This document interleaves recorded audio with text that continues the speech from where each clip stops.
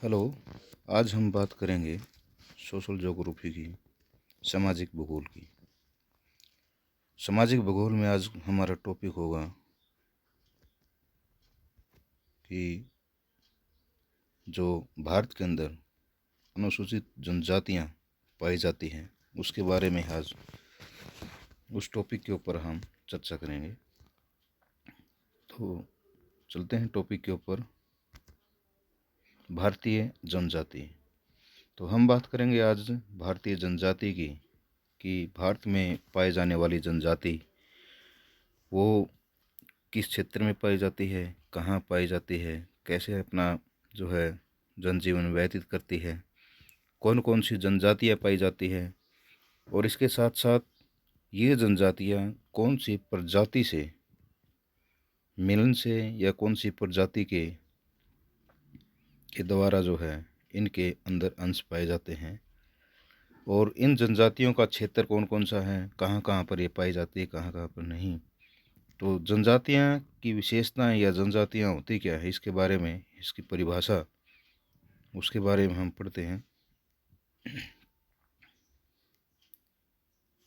परिभाषा परिभाषा से अभिप्राय कि कोई भी वस्तु या कोई भी मनुष्य या किसी भी चीज़ की हम अगर परिभाषा की बात करेंगे तो इसमें हम उसकी जो विशेषताएं हैं उसी के बारे में बताते हैं, कि परिभाषा पढ़ने के बाद हम उसके बारे में सारी चीज़ें जान लेते हैं। तो सबसे पहले किसी विशेष क्षेत्र में रहने वाले, किसी विशेष क्षेत्र में रहने वाले जनजातीय जीवन जीने वाले जो समाज है वो किसी विशेष क्षेत्र में रहता है। वो अन्य समाज के साथ या शहर या गांव के साथ मिलकर नहीं रहता, बल्कि वो एक विशेष क्षेत्र में, उसका कोई अलग से क्षेत्र होता है कि जिसमें किसी भी चीज़ का आक्षेप ना हो या कोई आम व्यक्ति उसमें आ जा न सके या वहाँ तक पहुँच न सके। ऐसे क्षेत्रों में जो है ये जनजातियाँ निवास करती है। दूसरा, आदिम जीवन जीने वाले। दूसरा है आदिम जीवन जीने वाले, कि ये जनजातियाँ जो है, जो जनजातियाँ जिन्हें हम कहते हैं, ये आज भी वही पुराना जो आदिकाल से जो जीवन मनुष्य जीता रहा है उसी जीवन को आज भी जीते हैं। जैसे खाने में वो फल फ्रूट है या कंदमूल है वो खाते हैं, शिकार कर कर जो है मांस खाते हैं, या फिर कुछ क्षेत्रों में जो है ये कृषि भी करते हैं, और वो भी स्तनधारी कृषि करते हैं जो एक स्थान से दूसरे स्थान पर परिवर्तन होता रहता है, और आधुनिक जीवन को न जीकर वो पुरानी परंपराओं के साथ ही अपना जीवन व्यतीत करते हैं या आदिम जीवन ही जीते हैं। नेक्स्ट है समान भाषा बोलने वाले। ये जनजातियाँ आज भी, एक जनजाति जो है अपनी अलग से एक भाषा बोलती है, पूरी जनजाति जो है वही उसी भाषा का अनुकरण करती है और वही भाषा जो है वो बोलती है। जबकि हम पूरे संपूर्ण भारत के निवासी हैं, फिर भी हम अलग अलग क्षेत्रों में अलग अलग भाषाएं बोलते हैं। एक ही प्रांत के अंदर रहने के बाद भी एक कॉर्नर पर या दूसरे पूर्व से पश्चिम में अगर हम जाएं तो वहाँ पर हमें अलग अलग भाषाएं बोलने को या देखने को मिलेंगी। लेकिन ये जनजातियाँ जो है, एक जनजाति वो चाहे भील हो, संथाल हो, गोंड हो, या कोई भी गद्दी हो, बकरवाल हो, ये अपनी एक भाषा रखते हैं और एक ही भाषा बोलते हैं। उसके बाद है समान संस्कृति का अनुसरण करने वाले। एक जनजाति जो है उनकी एक अपनी संस्कृति मिलेगी, वो अपनी संस्कृति का अनुसरण करेंगे, एक ही जनजाति की अलग अलग, उसमें किसी प्रकार के अलग अलग कोई भी धर्म या और अन्य चीज़ नहीं मिलेगी। एक जैसा पहनावा मिलेगी, एक जैसा भाषा मिलेगी, एक जैसे खाने का मिलेगा, रहने का, उसके जितने भी और अन्य निवास स्थान हैं या कुछ कृषि करने के तरीके हैं वो सारे के सारे एक जैसे ही मिलेंगे आपको। तो एक जैसी संस्कृति का अनुसरण करते हैं ये। उसके बाद जो जनजाति है उसका कोई न कोई एक नाम होता है, प्रत्येक जनजाति का एक नाम, किसी न किसी नाम से जो है जनजाति वो जानी जाती है। जैसे राजस्थान, मध्य प्रदेश, राजस्थान और मध्य प्रदेश और गुजरात के कुछ भागों में रहने वाली जो है उसका भील जनजाति नाम है, गोंडा है, संथाल है। मध्य प्रदेश में रहने वाली छोटा नागपुर के ऊपर संथाल रहती है। नागालैंड में जो है नागा जाति रहती है। जम्मू में कद्दी और बकरवाल है। तो एक कोई न कोई नाम जो है अलग से जाना जाता है किसी भी जनजाति का, जिससे उसकी पहचान हो उसके। नेक्स्ट है कि विशेष संस्कृति, कि एक जनजाति की जो है कोई न कोई एक संस्कृति जो है वो अवश्य मिलेगी, जिसमें उनकी पहचान अलग से की जा सके या उनको पहचाना जा सके कि ये जनजाति है। तो उनकी एक विशेष संस्कृति जो है आपको देखने को मिलेगी।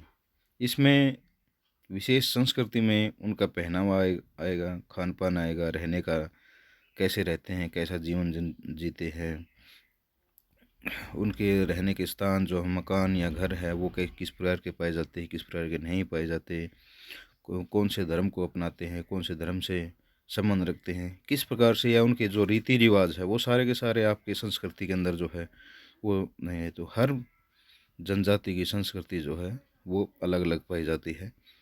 और जो जनजातीय लोग हैं उनकी संस्कृति जो है आज भी आदिम ही है, पुरानी संस्कृति है, न कि अब नए संस्कृति है। वो पुराने आडंबरों को जो है वो आज भी मानते हैं। उसके बाद है सामाजिक आर्थिक स्थिति कमज़ोर, कि जो जनजातीय हैं जो आज भी उनकी स्थिति जो है वो आर्थिक रूप से कमज़ोर पाई जाती है। उनके पास जो है संपन्न रिसोर्सेज या संसाधन नहीं है जिससे वो अपना जीवन जो है आसानी से या सुख में जो है जीवन जी सके। लेकिन उनकी स्थिति जो है आज भी कमज़ोर ही है, जिसके कारण वो गरीब या संपूर्ण संसाधनों से अभिमुक्त है। उसके बाद है उपेक्षित एवं दुर्गम क्षेत्र। वो ऐसे क्षेत्रों में रहना पसंद करते हैं कि जहाँ पर किसी भी मानव का या किसी अन्य समाज का या किसी भी प्रकार का जो है आक्षेप न हो, जहाँ तक मानव के पहुँचने का संसाधन ना हो या मनुष्य जहाँ पर ना जा सके, तो ऐसे दुर्गम या उपेक्षित स्थानों पर रहना पसंद करेंगे, जैसे ऊंचे पहाड़ों पर, गहने गहरे जंगलों पर, या मरुस्थल एरिया में इस प्रकार से, या समुद्री द्वीपों के ऊपर, इस प्रकार से ऐसे स्थानों पर जहाँ पर मनुष्य न जा सके उन क्षेत्रों पर रहना जो है वो ज़्यादा पसंद करते हैं। नेक्स्ट है कि समाज की मुख्य धारा से नहीं जुड़े होते, कि जो भारत के अंदर और समाज पाया जाता है, विश्व में कहीं पर भी किसी भी प्रकार के समाज जो है वो पाया जाता है, तो वो उस से नहीं जुड़े होते हैं, उसकी मुख्य धारा से नहीं, बल्कि वो उस समाज के रीति रिवाजों से या उस धर्म के रीति रिवाजों से वो सारे के सारे उनसे दूर होते हैं। वो अपने अलग समाज या अलग रीति रिवाज या अलग धर्म या सब कुछ अलग मानते हैं, तो उस समाज से उसको किसी भी प्रकार का कोई भी कार्य या उससे वो किसी प्रकार से नहीं जुड़ते। तो उनका अपना अलग समाज जो है वो होता है। इसके अलावा बहुत से और भी अन्य जो है उनकी परिभाषाओं के अंतर्गत लिए जा सके, जिससे उनकी अलग से पहचान की जा सके। तो वो सारी की सारी चीज़ें बहुत सारी हैं, उनके खाने का, रहने का, पीने का, जितनी चीज़ें ये बताई वो लगभग सभी विशेषताओं या उनकी सभी जो है परिभाषाओं को अंतर्गत आती है। तो सबसे पहले कि विशेष क्षेत्र में रहते हैं वो, आदिम जीवन यानी पुराने जो जीवन को उसी के अनुसार अपना काम करते हैं, समान उनकी भाषाएं बोली जाती है, एक संस्कृति पाई जाती है उनके अंदर, किसी न किसी नाम से भी जाने जाते हैं। विशिष्ट संस्कृति यानी कि जो आज की वर्तमान में जो संस्कृति है उसके अलावा जो है वो अपनी पुरानी संस्कृतियों के साथ जो है अपना जीवन जीते हैं। आर्थिक स्थिति आज भी उनकी कमज़ोर है। ऐसे स्थानों पर जहाँ पर किसी मनुष्य का या अन्य चीज़ का कोई आना जाना न हो, वो चीज़ें और समाज की मुख्य धारा से बिल्कुल अलग, तो उन्हें हम जनजातीय समाज कहते हैं। इसके बाद है आपका भारतीय जनजाति का मूल स्रोत, कि कहाँ से भारतीय जनजाति का उद्गम क्षेत्र है, या कहाँ से कौन सी प्रजाति से जो है लोग वहाँ से आए, या कौन सी प्रजाति का मुख्य। पहला है प्रोटो ऑस्ट्रेलाइड प्रजाति, जो है पुरानी प्रजातियों में से जो आता है, प्रोटो ऑस्ट्रेलाइड प्रजाति। दूसरा है आपका मंगोल प्रजाति। मंगोल प्रजाति भारत में काफ़ी पुराने समय से है मंगोल प्रजाति। इसके बाद है निग्रोटो प्रजाति। निग्रोटो प्रजाति जो है विश्व की सबसे पुराने भी आदिम प्रजाति भी कह सकते हैं, या विश्व के बहुत बड़े भाग के ऊपर भी, जो दक्षिण अफ्रीका है, अमेरिका है, या दक्षिण अमेरिका भी है, यूएसए है, इनमें भी जो है पूरी की पूरी निग्रोटो प्रजाति ही पाई जाती है। तो हमारे दक्षिण भारत में और अंडमान निकोबार लोकसदीप द्वीप समूह में इसी प्रजाति का जो समूह पाया जाता है। इसके बाद और भी प्रजातियां हैं, जैसे भूमध्य सागरीय प्रजाति है। ये प्रजाति उपनिवेश के बाद जो है हमारे भारत के अंदर आई। उसके बाद जो है अल्पाइन है, ये भी प्रजाति है। उसके बाद है अल्पाइन के बाद है ऋग्वैदिक आर्य, जो जिसमें हम कहते हैं कि भारतीय जो पुरुष है या और अन्य जो अब वर्तमान में जो भारत के ऊपर सबसे बड़ी जनसंख्या जो पाई जाती है वो आर्यन पाई जाती है। लेकिन जो आदिम जनजाति है या पिछड़ा वर्ग है या अनुसूचित जनजाति है, वो इस यहाँ की मूल जनजाति बताते हैं कि आर्यों ने जो है आक्रमण किया और इन्हें जो है दक्षिण की तरफ जो है धकेल दिया। तो आर्य जो है वो उत्तर गंगा और यमुना और सिंधु के मैदान में जो है ज़्यादा पाए जाते हैं। इसके बाद है ऑस्ट्रो एशियन है। इन प्रजातियों के बाद डॉक्टर विद्यार्थी एवं राय ने एक विचार दिया कि जो भारतीय जनजाति है वो भारतीय समाज एवं मानव के पुरखों में इतनी घुल मिल गई कि अब यह भारतीय समाज का ही सहमिश्रण बन गई। यानी कि आप इन प्रजातियों को जो मैंने ऊपर बताई, प्रोटो ऑस्ट्रियन, मंगोल या निग्रोटो या भूमध्य सागरीय, अल्पाइन, ऋग्वैदिक आर्य या ऑस्ट्रो एशियन, इनको आप अलग अलग से पहचान नहीं सकते। बहुत कम लक्षण जो है इन प्रजातियों के आप सीधे तौर से आप देख सकते हो। तो अब सारी की सारी जनजातियां जो है वो इतनी घुल मिल गई है कि ऐसा लगता है कि ये भारतीय जाति या भारतीय महाद्वीप की जो जाति है या प्रजाति है वो एक अलग से अपना रूप लेकर सामने आई। इसके बाद बात करते हैं हम प्रमुख जनजातीय क्षेत्र की, कि भारत के अंदर कहाँ कहाँ पर किस किस क्षेत्र के अंदर प्रजातियाँ पाई जाती हैं, जनजातीय पाई जाती है, कौन कौन सा क्षेत्र है। तो सबसे पहले है उत्तरी क्षेत्र। उत्तरी क्षेत्र के अंदर जो है जम्मू कश्मीर, हिमाचल प्रदेश, उत्तराखंड, ये जो है पाए जाते हैं आपके उत्तरी क्षेत्र के अंदर। यानी कि पूरा का पूरा जो है हिमालय प्रदेश जो है वो इसके अंदर आता है। उसके बाद है पूर्वी क्षेत्र। पूर्वी क्षेत्र में जो है हम जिन्हें 7 बहनें और एक भाई, यानी कि सिक्किम और पूर्वांचल में जो है आपका अरुणाचल प्रदेश, असम है, नागालैंड है, त्रिपुरा है, मिजोरम है, ये सारे के सारे जो है आपके प्रदेश आते हैं। इसके बाद है आपका मध्य क्षेत्र यानी कि भारत का बीच वाला क्षेत्र, जिसमें आपका राजस्थान और गुजरात का जो है बहुत छोटा हिस्सा आता है, जिसमें दक्षिणी पूर्वी हिस्सा मध्य प्रदेश का लगभग जो है पूरा मध्य प्रदेश, जिसके अंदर जनजातियाँ पाई जाती हैं। उसके बाद महाराष्ट्र, छत्तीसगढ़, आंध्र प्रदेश और उड़ीसा, ये सारा का सारा जो है मध्य क्षेत्र में पाया जाता है। छत्तीसगढ़, आंध्र प्रदेश, उड़ीसा, और ये जो है आपका छोटा नागपुर का पठार का जो हिस्सा है, क्षेत्र है। इसके बाद है आपका दक्षिणी क्षेत्र के अंदर जो है नीलगिरी क्षेत्र जो है आपका वो पाया जाता है, जिसमें कर्नाटक, तमिलनाडु और केरल का क्षेत्र आता है। इसके अलावा जो है इन क्षेत्रों के अलावा जो है आपका द्वीप क्षेत्र आता है, जहाँ पर हमारे द्वीप समूह पाए जाते हैं। लक्षद्वीप और अंडमान द्वीप समूह जो है, निकोबार जो है, ये क्षेत्र पाए जाते हैं। इसके बाद है आपका जनजातियों की विशेषताएं, कि कौन कौन सी विशेषताएं पाई जाती हैं। लगभग जो मैंने परिभाषाओं में बताई थी वही विशेषताएं हैं एक किस्म से विशेषता, यानी कि जो परिभाषाओं के अंदर बताई थी। तो इसमें पहला है जनजाति की प्रजाति, कि किसी न किसी जनजाति की एक कोई न कोई प्रजाति जरूर है, किसी न किसी प्रजाति से वो निकलकर सामने जरूर रही है। दूसरा है जनजातीय का निवास क्षेत्र, कि कहीं न कहीं कोई न कोई कोई भी जनजाति है उसका कोई निश्चित निवास क्षेत्र जरूर है। जैसे मैंने पहले बताया कि गद्दी बकरवाल का जो क्षेत्र है वो हिमालय का है, थारू का जो है तराई क्षेत्र है, नागा का जो नागालैंड है, भील का जो है राजस्थान गुजरात वाला क्षेत्र है, छोटा नागपुर का संथाल है। तो ये अलग अलग कोई न कोई निवास क्षेत्र है। नीलगिरी का क्षेत्र है जो आपका अलग से है, अंडमान निकोबार द्वीप समूह का अलग से क्षेत्र है। तो ये अलग अलग क्षेत्र जो है निवास क्षेत्र जो है उनका पाया जाता है।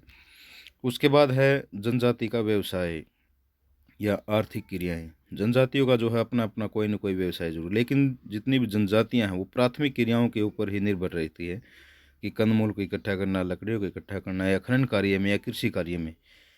लगभग जो है इसी में जो है सबसे ज़्यादा कार्यशील जो है जनसंख्या पाई जाती है। इसके बाद है जनजाति की संस्कृति, सांस्कृतिक परंपराएं जो है कि इनकी कोई ना कोई अपनी विशेष परंपरा पाई जाती है जिसका आज भी वो अनुसरण करते हैं, जिससे उनकी अलग से पहचान हो सके। उसके बाद है जनजातीय भोजन कि उनका भोजन जो है वो भी हमारे समाज से कुछ अलग पाया जाता है। तो उसमें कंदमूल है, परंपराएं जिसमें कच्चा मांस है या पका हुआ भुना हुआ है। आज भी वो शिकार और आदिम परंपराओं के अनुसार ही अपना जीवन व्यतीत करते हैं, जिसमें वही भोजन जो है वो अपना खाने योग्य समझते हैं। उसके बाद रहन सहन कि उनका रहन सहन आम समाज से कुछ अलग पाया जाता है। वो जंगलों में रहते हैं या ऐसे स्थानों पर जहाँ पर कठिन परिस्थितियाँ पाई जाती है, जलवायु की जो है कठिन परिस्थितियाँ पाई जाती हैं, वहाँ पर रहना जो है वो पसंद करते हैं। विवाह प्रथा, विवाह प्रथा भी उनमें है कि एक जनजाति उसी जनजाति के अंदर जो है अपनी विवाह प्रथा वाली परंपराएं जो है वो निभाती हैं, दूसरी जनजातियों के साथ उनका विवाह संबंध नहीं पाया जाता। उसके बाद है मनोरंजन। आज भी वो मनोरंजन के साधन अपने खुद के ही है, वो किसी दूसरे के ऊपर निर्भर नहीं करते।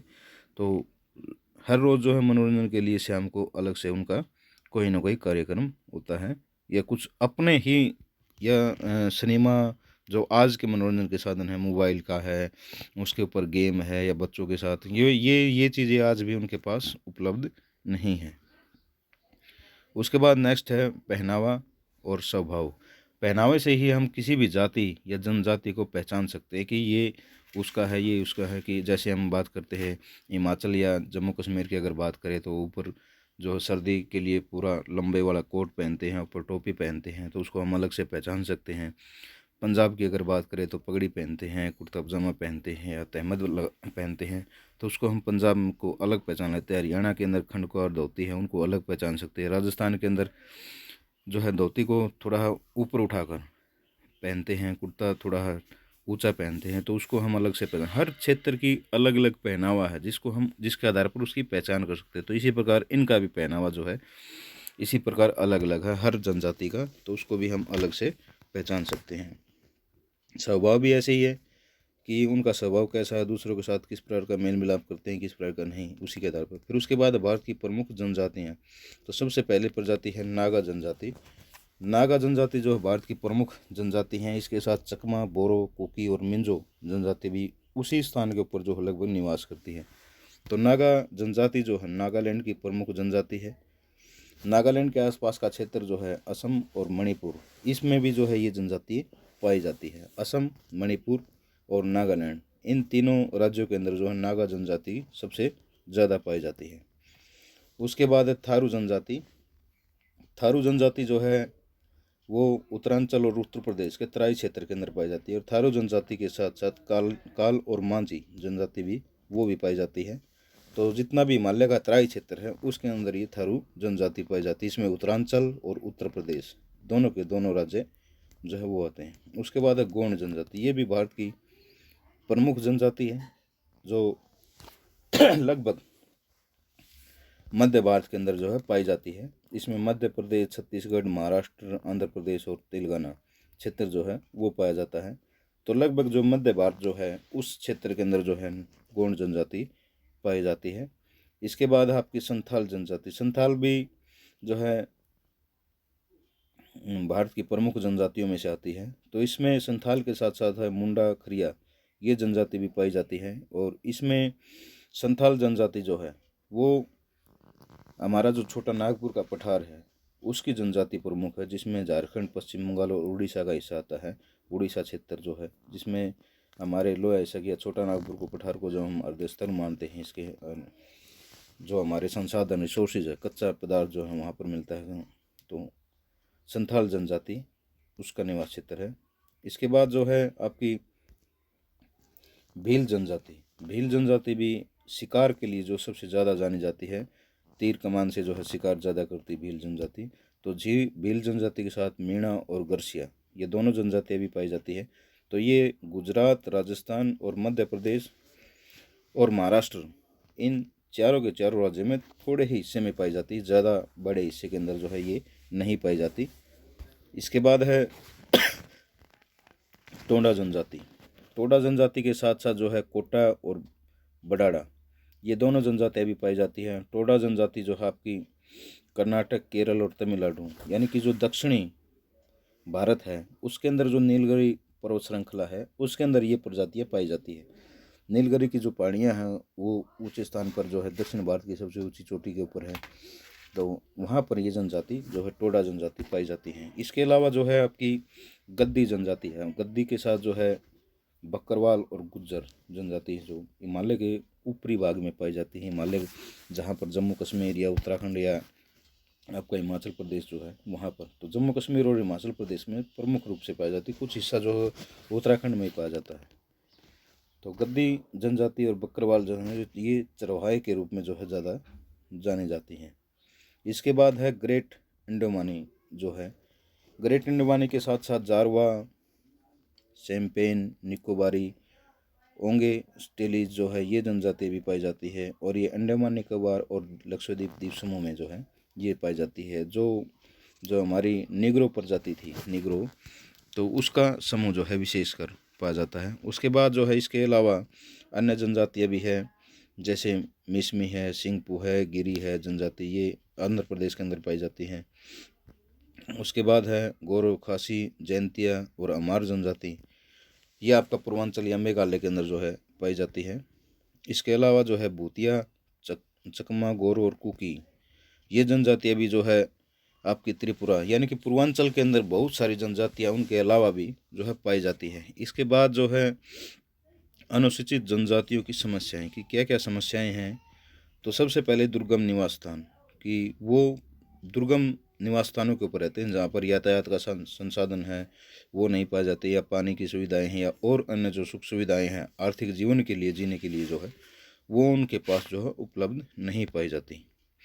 उसके बाद है बाह्य संपर्क जनित समस्याएं, कि वो किसी बाहरी समाज से या गांव से या शहर से जुड़े हुए नहीं होते, ये भी उनकी समस्याएं हैं।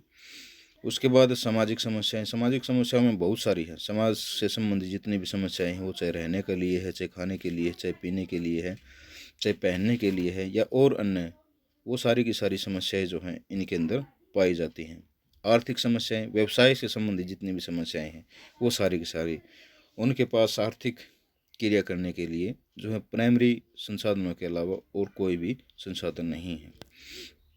उसके बाद है अशिक्षा, कि जो जनजातीय हैं, जो जनजातीय क्षेत्र है वहाँ पर किसी प्रकार की शिक्षा का संसाधन नहीं है, वो केवल अपनी ही भाषा या अपने ही तौर तरीकों की जो शिक्षा है केवल वही उनको आती है, उसके अलावा और कोई शिक्षा के बारे में वो नहीं जानते।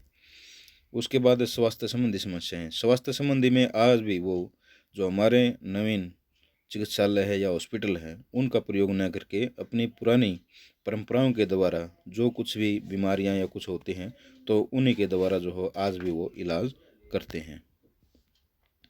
उसके बाद है एकीकरण की समस्या। एकीकरण की समस्या कि वो मिलकर न रहकर उनके अंदर भी जो है या विवाद जो है, आक्षेप जो है अलग अलग क्षेत्रों के लिए वो पाया जाता है, या दूसरे समाजों के साथ वो मिलकर नहीं रहते, तो ये चीज़ें भी उनके अंदर पाई जाती हैं। उसके बाद राजनीतिक समस्या, राजनीतिक समस्याओं में भी जो उनकी है कि जो भारत के अंदर राजनीतिक परंपराएं हैं या और अन्य चीज़ें हैं उनके अंदर किसी प्रकार का कोई ये उसके अंदर हिस्सा नहीं लेते, तो जिससे उनका संपर्क नहीं बन पाता और उनको अन्य सुविधाएं भी नहीं मिल पाती। उसके बाद है जनजातीय विकास, विकास के लिए यानी कि उनके समस्याओं को दूर करने के लिए क्या क्या प्रयत्न किए गए। पहला संवैधानिक प्रावधान, कि भारत आज़ाद होने के बाद जो हमारा संविधान लिखा गया तो उसमें उनको बराबर का अधिकार दिया गया, तो उसमें बहुत सारी संवैधानिक सुविधाएं जो हैं उनको दी गई है। उसके बाद है राजनीति में प्रतिनिधित्व, कि उनको भी जो है राजनीति में प्रतिनिधित्व दिया गया है, तो 23% जो आरक्षण है, 27% जो आरक्षण है, 23% जो आरक्षण है उसके अंदर जो है इनका पूर्ण प्रतिनिधित्व है। राजनीतिक सेवा में आरक्षण, जो हमारी भारत की राजनीतिक सेवाएं हैं या गवर्नमेंट जॉब है, उनके अंदर भी इनका आरक्षण जो है निश्चित किया गया है। उसके बाद है शैक्षिक सुविधाएं, कि इनको शिक्षा से संबंधित जो सुविधाएं हैं वो दी जा रही है, ताकि धीरे धीरे इनका विकास हो सके, इनको अपने अधिकारों के बारे में जान सकें ये, और अन्य जो है आज के वर्तमान समाज के बारे में जान सकें। इसके अलावा है कल्याण एवं सलाहकार संगठन 1955 में जो है लागू किया गया, जिसमें नागरिक अधिकार अधिनियम लागू किए गए। उसके बाद 1978 में अनुसूचित जनजाति आयोग का गठन किया गया, जिससे इनके अधिकारों या इनकी जो कर्तव्य है या और अन्य चीज़ें हैं जिनसे इनका शोषण किया जाता है, उनको प्रति जो है इन आयोगों का और इन अधिकारों का जो है अधिनियम जो बनाया गया, ताकि इनका जो है विकास हो सके। इसके अलावा कल्याणकारी योजनाएं, बहुत सारी कल्याणकारी योजनाएं जो हैं इनके ऊपर चलाई गई, जिससे इनका विकास या इनको जो है वर्तमान स्थिति में लाया जा सके और इनकी परंपराओं को छोड़कर जो है ये वर्तमान जीवन में जी सके। इसके अलावा बहुत सारी चीज़ें हैं जो हमें और पढ़नी थी, लेकिन आज के लिए इतना ही। तो धन्यवाद।